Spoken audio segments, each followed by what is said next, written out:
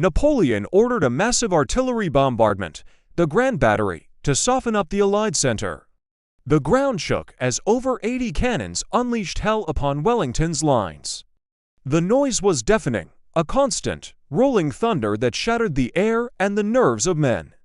Then came the first major infantry assault.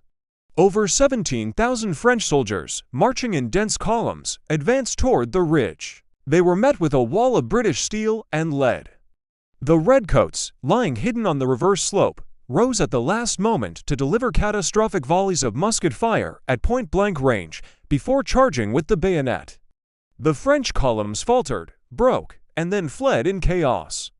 The first wave had been repulsed, but this was just the beginning.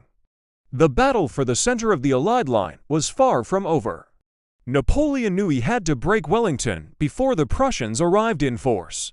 The focus shifted to another key strategic point, the farmhouse of La Haye Sainte. Capturing it would allow the French to shatter the Allied center.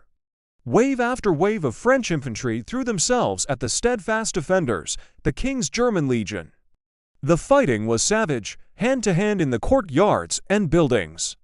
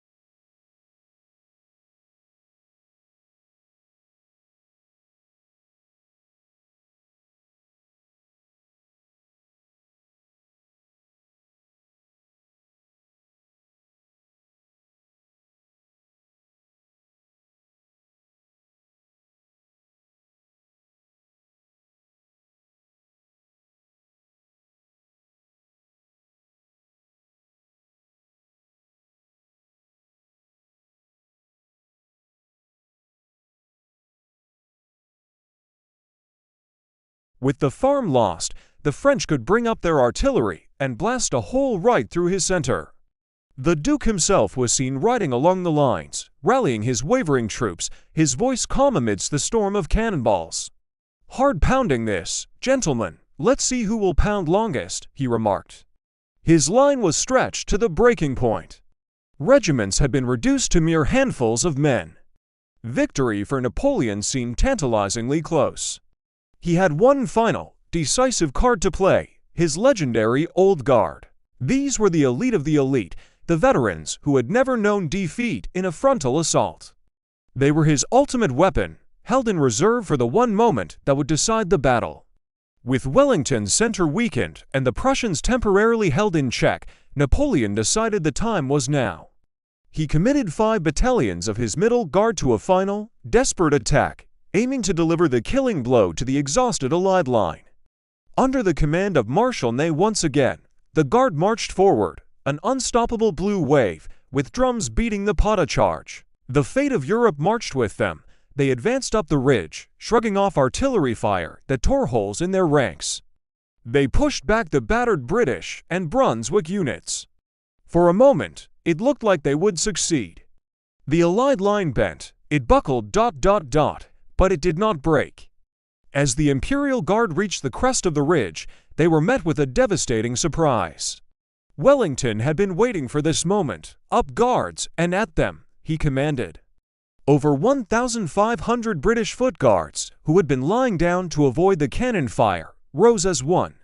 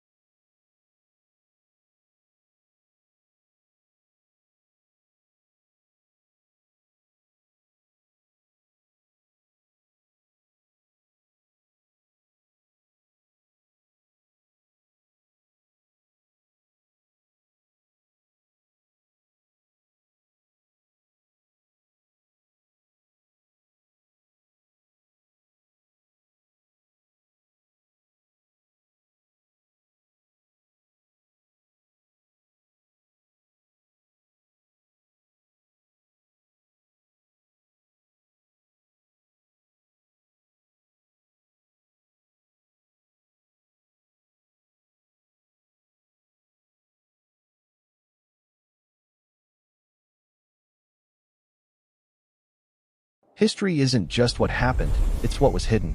Welcome to the Chrono Archives, where lost empires rise again, forgotten legends speak, and ancient truths are brought back to life. From world-shaping history and powerful myths to legendary rulers and timeless civilizations, every story here is carefully uncovered, deeply researched, and cinematically told. The past is calling, will you answer? Subscribe and journey through time, one unforgettable chronicle at a time. In early 1815, Europe held its breath. Napoleon Bonaparte, the emperor thought to be vanquished, had escaped his island exile on Elba. Landing in France, he was met not with resistance, but with adoration. Soldiers sent to arrest him instead flocked to his banner. This period, known as the 100 Days, saw Napoleon swiftly reclaim his throne in Paris. The great powers of Europe, startled from their post-war Congress in Vienna, were not about to let him threaten the continent again. They quickly formed the Seventh Coalition, a grand alliance led by Britain, Prussia, Austria, and Russia, pledging to depose Napoleon for good. War was no longer a possibility, it was an inevitability. The collision course was set for a small patch of land in modern-day Belgium, near a village called Waterloo. Three great armies converged on the fields of Belgium. Commanding the French Army of the North was Napoleon Bonaparte himself, a military genius desperate for one last decisive victory. He led around 70,000 veteran troops, fiercely loyal and confident in their emperor's legendary skill. Opposing him was a diverse coalition force of about 68,000 men, commanded by the cool and pragmatic Arthur Wellesley, the Duke of Wellington. His army was a mix of British, Dutch, Belgian, and German soldiers, many of whom were inexperienced. Wellington knew he was outmatched in some ways and counted on his Prussian allies. Led by the tenacious 72-year-old Field Marshal Gebhard von Blücher, the Prussian army of around 50,000 men was recovering from a recent defeat, but was determined to join the fight. The stage was set for a clash of titans, each leader with a distinct style and a strategy for victory. The battlefield itself would play a crucial role. Wellington, a master of defensive warfare, chose his ground with care. He positioned his army along the Mont Saint-Jean ridge, a low escarpment that offered a significant defensive advantage. This ridge allowed him to shield most of his troops from Napoleon's powerful artillery, only exposing them when absolutely necessary. Three fortified farm complexes anchored his line. On his right flank stood the formidable Château Hougoumont, a cluster of stone buildings, gardens, and woods.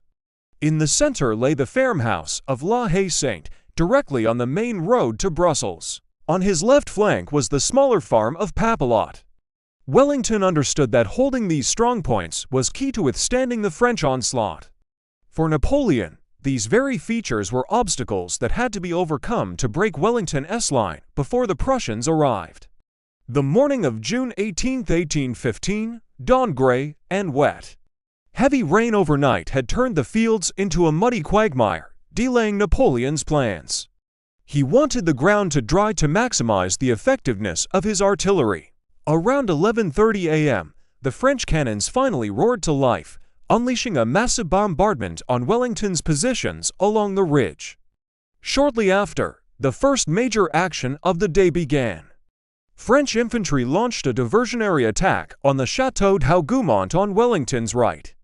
What was intended as a feint quickly escalated into a brutal, day-long battle within the farm's walls and woods, drawing in thousands of French troops and becoming a critical battle within the battle. With Wellington's right flank pinned down at Hougoumont, Napoleon turned his attention to the Allied center.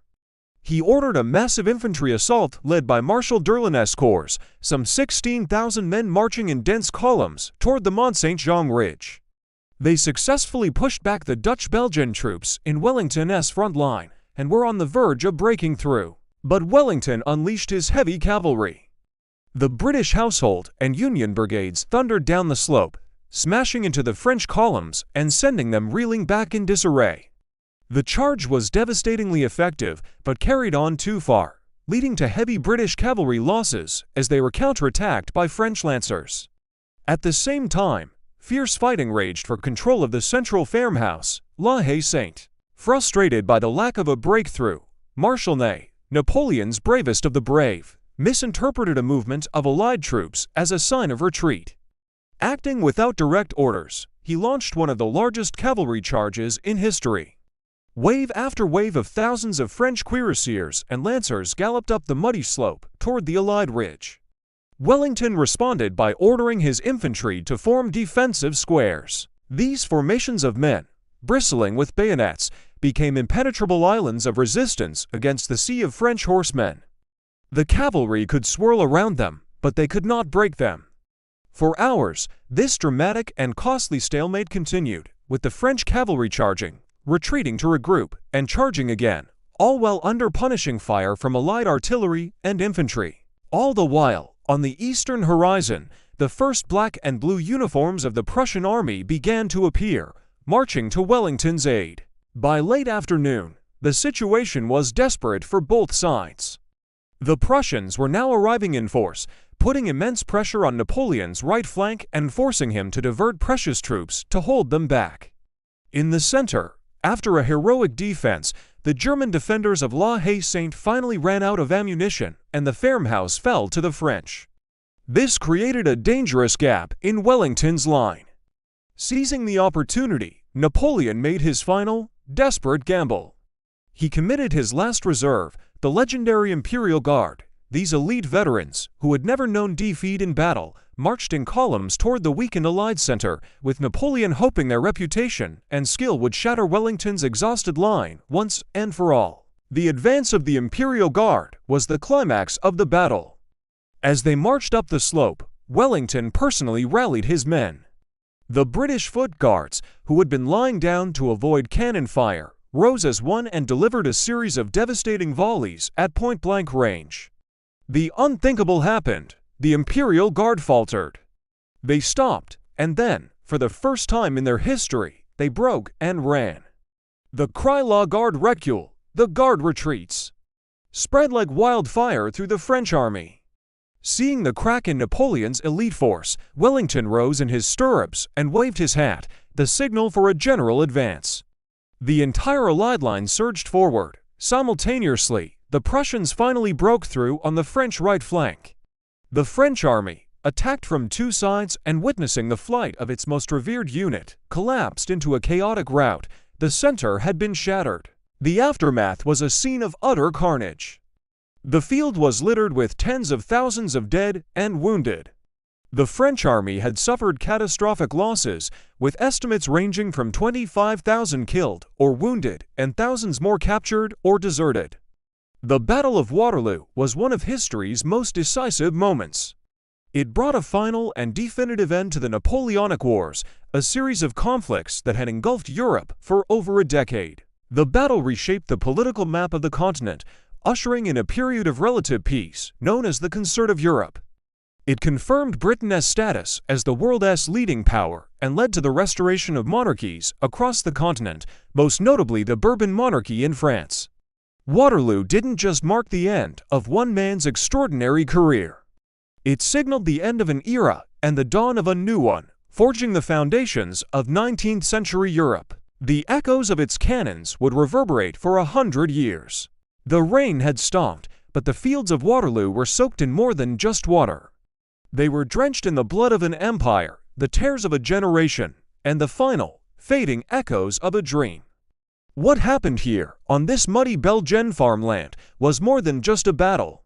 It was the violent, convulsive end of an era. The Battle of Waterloo wasn't merely Napoleon's defeat. It was the closing chapter of a 23-year storm that had ripped across Europe, reshaping its borders, its laws, and its very soul. For a quarter of a century, one man's ambition had defined the continent: Napoleon Bonaparte. The name alone conjured images of battlefield genius, of radical reform, of crowns won and lost. He was a force of nature, a whirlwind of change who dragged a feudal world into the modern age. But like all storms, his fury eventually had to break, and it broke here. Against the stoic squares of the British infantry, the thunderous charges of the Prussian cavalry, and the unyielding will of the Duke of Wellington. Think of the human cost: over 50,000 men, fathers, sons, and brothers, lay dead or wounded as the sun set on June 18, 1815. Each one was a story cut short, a future erased. For the soldiers of the Grande Army, it was the death of their god of war. They had followed him from the sands of Egypt to the snows of Moscow, believing in his star, in his promise of glory. At Waterloo, that star was extinguished forever. Their desperate, final cry, La Garde recule. The Guard retreats was not just a statement of fact. It was a cry of disbelief, the sound of a legend shattering. For the victorious Allies, it was a moment of exhausted relief. They had finally cornered the eagle, they had stopped the man who seemed unstoppable. But their victory came at a staggering price, paid in the lives of their bravest men. Wellington himself, surveying the carnage, would later say that next to a battle lost, the greatest misery is a battle won. He understood the profound tragedy that victory and defeat are often just two sides of the same blood-soaked coin. But the consequences of Napoleon's defeat rippled far beyond the battlefield. The Congress of Vienna, which had been nervously watching Napoleon's final gamble, could now redraw the map of Europe with a firm hand. They sought to restore the old monarchies, to build a balance of power that would prevent another continent-wide war.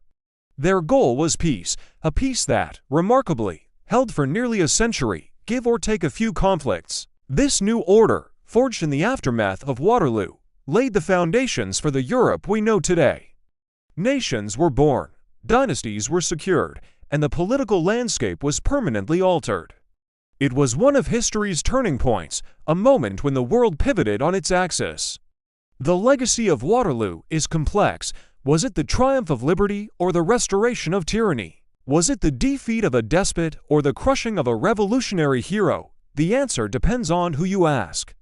For some, it was the end of a nightmare, the final nail in the coffin of a military dictatorship that had bled Europe dry. For others, it was a tragedy, the moment the old, stagnant order reasserted itself, snuffing out the progressive ideals of the French Revolution that Napoleon, in his own way, had carried across the continent. The truth, as always, lies somewhere in the middle. Napoleon was both a modernizer and a tyrant, a lawgiver and a warmonger. His fall was both a liberation and a loss. What is undeniable is the sheer scale of the change he wrought. The Napoleonic Code, his system of laws, still influences legal systems around the world. The idea of meritocracy, that talent should matter more than birth, was a radical concept he championed. He inadvertently sowed the seeds of nationalism across Germany and Italy by smashing the old feudal structures. So, when we look back at the Battle of Waterloo, we are not just looking at a famous military engagement. We are witnessing the birth of the 19th century. We are watching the painful, bloody transition from an age of emperors to an age of nations, from an era of revolution to an era of industry. The echoes of those cannon shots on that Sunday in June still resonate today, in our laws, our borders, and our very identity as Europeans. History is not just a collection of dates and names. It is a story of human drama, of ambition, sacrifice, and consequence. The fields of Waterloo are a testament to that. They are a quiet, green memorial to one of history's greatest turning points, a place where the destiny of millions was decided in a single day. The end of an era had arrived, not with a whisper, but with the roar of cannon fire. And when the smoke finally cleared, the world was never the same again. It reminds us that history is always moving, always changing, and that the choices made on a single day can shape the course of centuries. The story of Napoleon and Waterloo teaches us that no single individual, no matter how brilliant or powerful, is greater than the tides of history. It's a somber lesson about the limits of human ambition and the terrible price of glory. But it is also a story of resilience, of how societies rebuild, and how new worlds are born from the ashes of the old. The age of Napoleon was over. A new age was about to begin. And so, the story of Waterloo is more than just Napoleon's defeat. It is the story of our own world's beginning, forged in fire, written in blood, and sealed on a field where an emperor's dream died, and a new Europe was born. History isn't just what happened, it's what was hidden. Welcome to the Chrono Archives, where lost empires rise again, forgotten legends speak, and ancient truths are brought back to life. From world-shaping history and powerful myths to legendary rulers and timeless civilizations, every story here is carefully uncovered, deeply researched, and cinematically told. The past is calling, will you answer? Subscribe and journey through time, one unforgettable chronicle at a time.